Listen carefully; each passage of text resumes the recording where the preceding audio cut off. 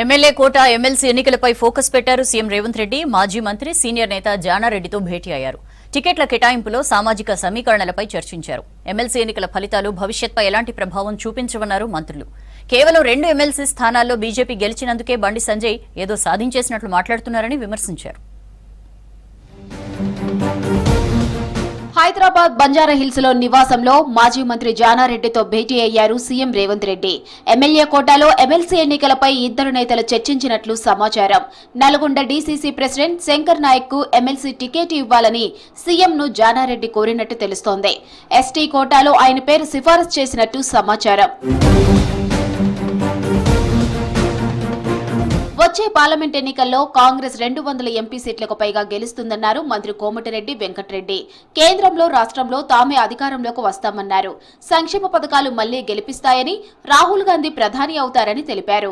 హైదరాబాద్ ప్రజాభవన్ పరిసరాల్లో ఉన్న state guest house ను మంత్రి పొన్నం ప్రభాకర్ తో కలిసి ప్రారంభించారు కోమటిరెడ్డి వెంకటరెడ్డి. ప్రతిపక్షాల మీద ఆధారపడి గవర్నమెంట్ ఏర్పాటైన సంగతి బండి సంజయ్ గారు మర్చిపోయినట్టుంది. మేము రేపు 100 సీట్లకు వెళ్ళి వచ్చే ఎలక్షన్లో 200 సీట్ల పైన సాధించి మా రాహుల్ గాంధీ ప్రధానమంత్రి కావడం ఖాయం. అందుకనే దీంతోనే కాదు, మా పర్ఫార్మెన్స్, మా స్కీమ్స్ వచ్చే 4 ఏళ్లలో చూస్తారు. వచ్చేది కూడా కాంగ్రెస్ ప్రభుత్వమే రాష్ట్రంలో. ఎమ్మెల్సీ ఎన్నికల్లో బీఆర్ఎస్ బీజేపీ కుమ్మక్కయ్యాయంటూ కేంద్ర మంత్రి బండి సంజయ్ కి కౌంటర్ ఇచ్చారు మంత్రి పొన్నం ప్రభాకర్. రంజాన్ గిఫ్ట్ ఇవ్వడం, ఇండియా పాకిస్తాన్ మ్యాచ్ తో ఎన్నికలను పోల్చడంతోనే ఆయన రాజకీయ పరిణితి ఏమాత్రం ఉందో అర్థం చేసుకోవచ్చన్నారు.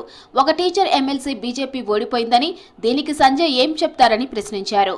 ఎమ్మెల్సీ ఎన్నికల ఫలితాలతో భవిష్యత్ ఎన్నికల్లో ఎలాంటి ప్రభావం ఉండదన్నారు పొన్నం. మీరు టీఆర్ఎస్ పార్టీ కలిసి టీఆర్ఎస్ పార్టీ అభ్యర్థిని పెట్టకుండా గెలిచి ఇలా మేము గెలిచినాము, ఇది రంజాన్ గిఫ్ట్ అంటే ఇలా కాంగ్రెస్ పార్టీకి, ఇండిపెండెంట్కు, దాని తర్వాత బీఎస్పీ క్యాండిడేట్కి వచ్చిన ఓట్లంతా పాకిస్తాన్ వల్ల. ఇది దురదృష్టకరం. ఇటువంటి ఒక కేంద్ర మంత్రి స్థాయిలో ఉన్నటువంటి ఆయన మాట్లాడితే ఇది రాజకీయాల కేంద్ర మంత్రిగా ఎదిగినటువంటి మాట్లాడేటువంటి మాటలు కాదు.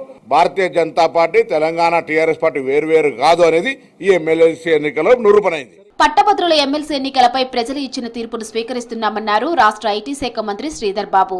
బీఆర్ఎస్ బీజేపీది ఫెవికాల్ బంధమని విమర్శించారు. కాంగ్రెస్ పార్టీని ఓడగొట్టాలనే బీఆర్ఎస్ బీజేపీకి పరోక్షంగా సపోర్ట్ చేసిందని ఆరోపించారు.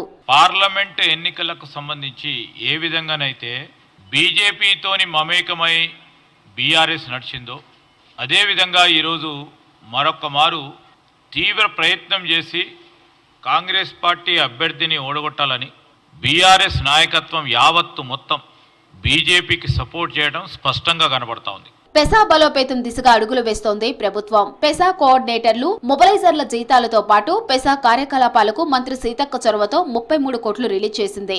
ఏజెన్సీ ఏరియాల్లో ఆదివాసీల హక్కులు, అభివృద్ధిపై అవగాహన కల్పించనున్నారు పెసా కోఆర్డినేటర్లు, మొబలైజర్లు.